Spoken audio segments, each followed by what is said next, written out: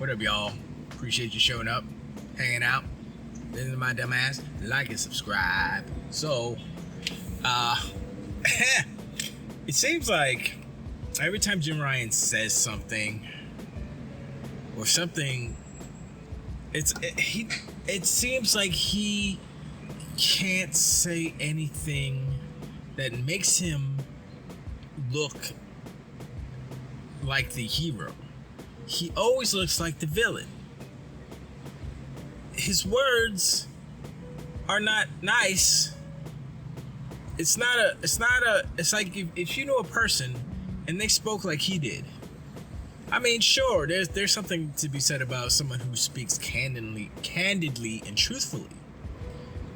But at the same time,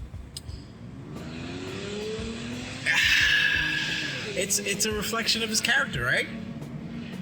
Now, what I'm referring to is, got planes, got race cars, everybody's really rushed. Anyway, what I was referring to is, there were some leaked documents. I think our Activision friend, what's her name? Lulu Zazuzu? I forgot her name. But she's my new favorite social media person. She's the best. Microsoft needs to hire her, or when they acquire Activision, they need to bring her over in to the Aaron Greenberg, and then it's like, Aaron Greenberg, you go over there, you sit down, let her do all the things, because she's like that. She don't play. Anyway, they coming for me. I'm talking shit about Sony. It's the Sony police. Anyway, Jim Ryan said in a leaked, I don't know, interview, like behind the scenes, like company documents or whatever, he said, I don't want to call it I can't even say it. Wow. He said, quote, I don't want a Call of Duty deal. I want to block your merger. End quote. End quote. End quote. Words. They stumble out of my mouth sometimes. Anyway, when you hear that, right, you think, wow. I mean, is that like the most damning evidence for the CMA, for the EU, for anybody who was trying to be on Sony's side, or trying to be on Sony's side, or trying to block the deal of a giant, huge megacorp by way of being on Sony's side? You know what I'm saying? So they can try to adopt these reasons that Sony gives in order to justify their one-track focus is to block the deal regardless because Microsoft is too big, right? And that's what some of these regulators are thinking. Once again, I say, they're not looking at the bigger picture, which is the other international huge corporations that are vying for the same company, the same dollars, the same corporations, the same IPs.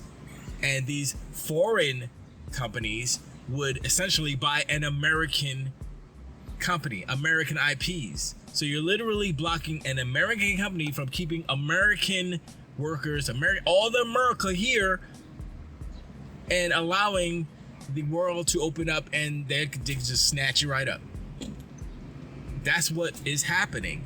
And I don't know if that plays into anything. I don't know if that plays into any type of factors when it comes to their decision making, but it should, because let's say this continues. Let's say, I mean, I'm not saying it's going to happen, but let's say in some mirror alternative universe that the deal gets blocked, Xbox walks away, Activision's like, all right, who want to buy us now? Tencent comes in and say, boop, boop, boop, hi, we'll buy you. We'll buy you. I'm just adding letters. We'll buy you. And then Activision, Bobby's like, yeah, I'm out. Give me the money, and then I'm gonna go. And then Tencent is now Activision Blizzard Call of Duty is now owned by a Chinese company. Tencent. No longer American. No longer American dollars coming into America, American company, spreading the wealth out to America. Well, technically, the workers would still get paid, and they still live in America, so they would feed into the economy in a way. But the bottom line is, all the big monies they go off to whoever gets paid over at Tencent, you know? So I don't know if that actually feeds or has any type of factor in their decision making. Like I said, it should. Just in order to keep the balance of powers across the globe in check, you know?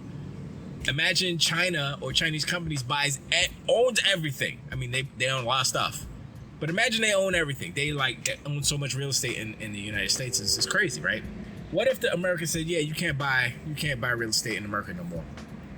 Sorry, China, you had to sell it all back, sell it to somebody else, but not you. How would that affect the world? How would that affect China's, stance in the world and all these things? And how would that affect the American economy?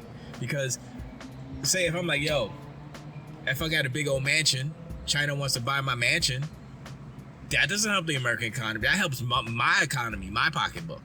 So all these little private sales and such, they don't help the overall economy.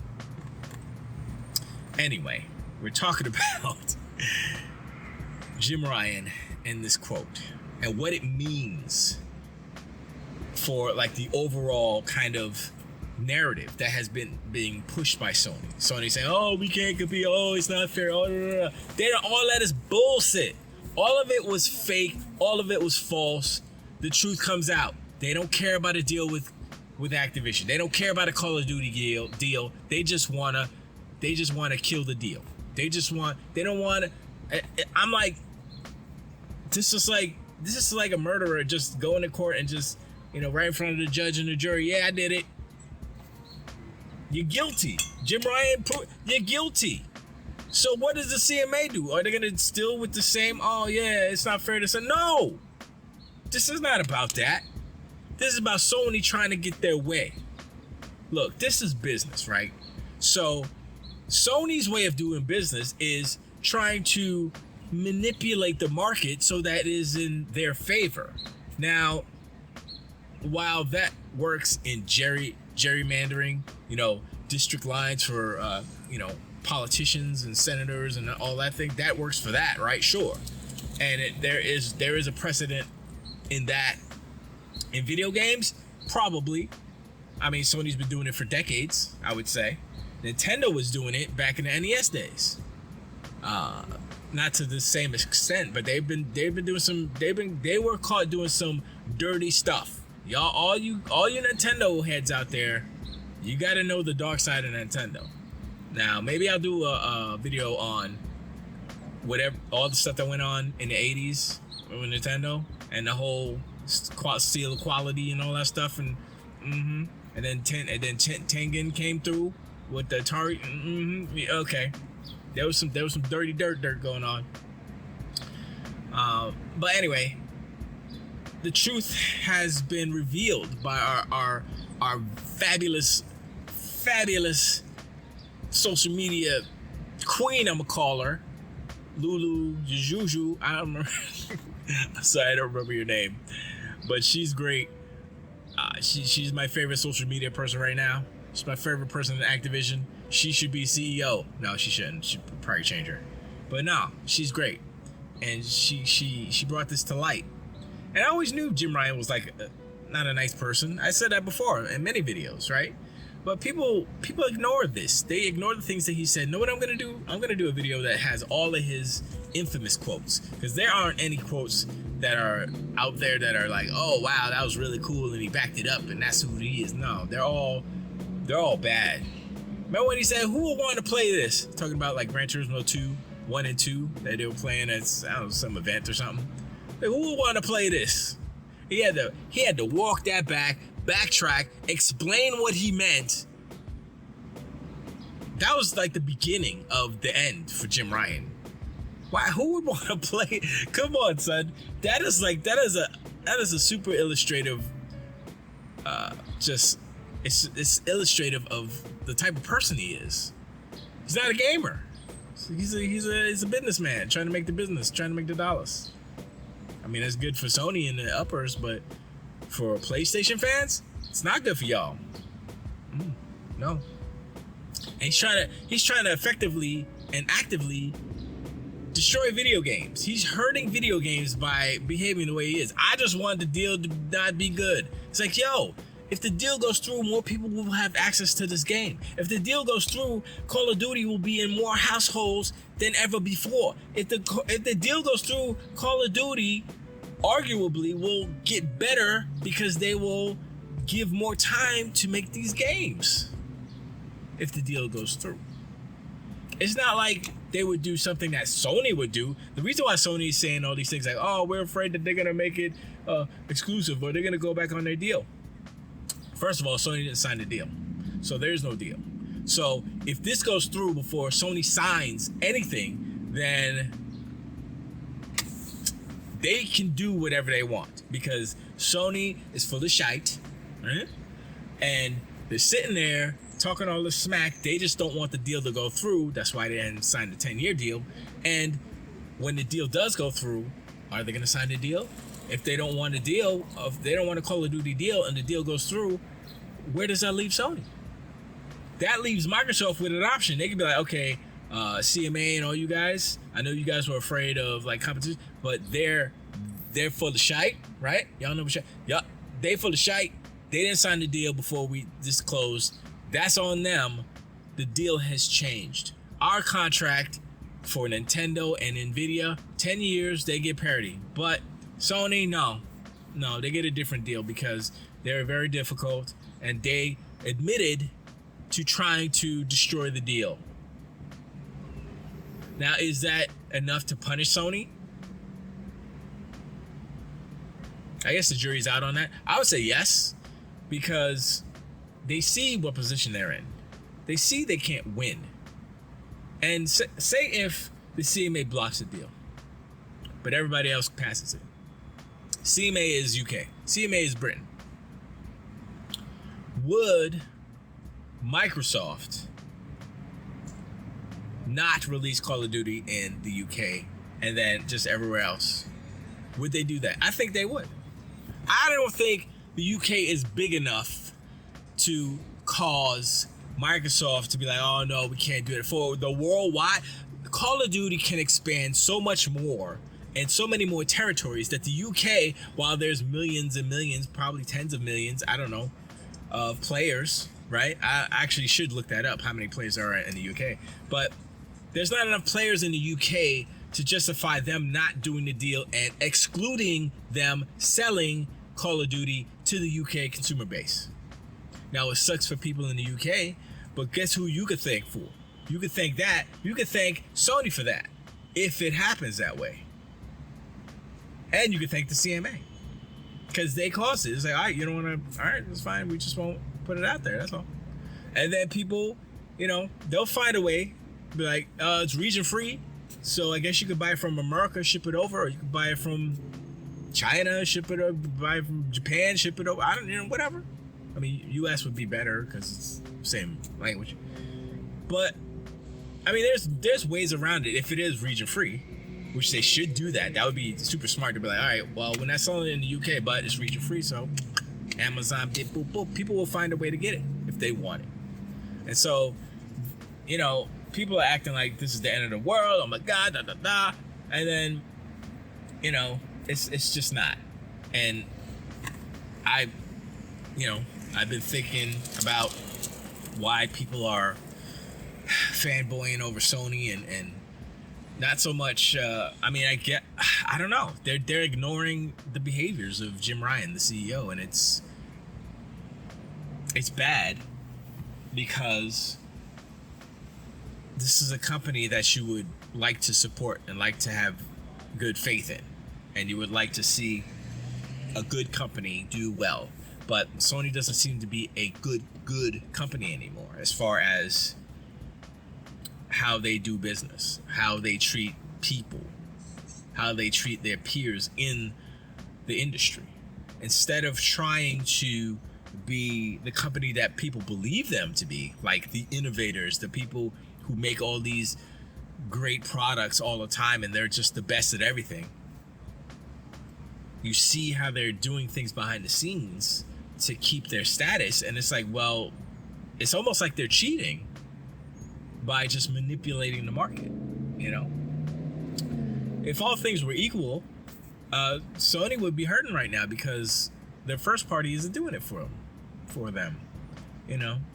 So they resort to all of these, you know, exclusive deals, and I think Microsoft is starting to get wise. Well, I don't think they're starting to get wise to it, but I think they're going to be proactively making moves in that direction. I think they still want to have their IPs be the games that do that, not instead of saying, oh, let's do a third-party deal exclusive, so, you know, the other competitor doesn't have it. It's so it's anti-competitive, basically, what that whole notion is. And they did that in the 360 era. That's what they did, and that's how they, you know, that's how they became, well, that and the PlayStation 3, which is a hot piece of garbage, trash, dumpster fire vehicle, console, and yeah, and it was harder to dev for and all that stuff. So there's many factors against a PS3 that led to Xbox 360's rise, and the tables have flipped a little bit this gen, and they were last gen too. So, but you know, money talks. So if Microsoft puts out that money and says, yo, let's go, you know, prioritize Xbox first and do the other thing. If that were the case and these devs prioritize the Xbox Series X and S first, the PlayStation's versions would be really not great. It would definitely be always lower resolution because, you know, their console isn't as powerful. You know, they have faster bandwidth, but it's not enough. So, you know, I think it's gonna be interesting. Once the deal goes through, the power shift will happen slightly, but it's not gonna be totally like, oh, Xbox all the way now. No, it's just it'll move a little bit, right? But I think it's still a battle of the first party, right? And it's a battle of the first party trying to find their Fortnite or their Genshin Impact or whatever giant huge game that isn't first party, that's kind of a third party game that's just blowing up the spot everywhere, you know. Will Sony buy Capcom? I think Capcom will probably be the best choice for Sony to buy, but I don't think they can afford them now and I don't think Capcom wants to sell because they're killing it right now. All their games are looking beautiful. Resident Evil is just, they're killing it with all of them. So yeah, no, I don't think Sony has too many big things to buy. I think they spend all their money on Bungie, you know, and that's still a up in the air type of gamble. Bungie, I mean, the game still makes money, sure, and that's good for them, but you know, long term, like, what's the next game? What's it called? Matter or something like that? Yeah. What's that gonna be? And don't forget, Bungie created Halo. Halo was great. Bungie created Destiny.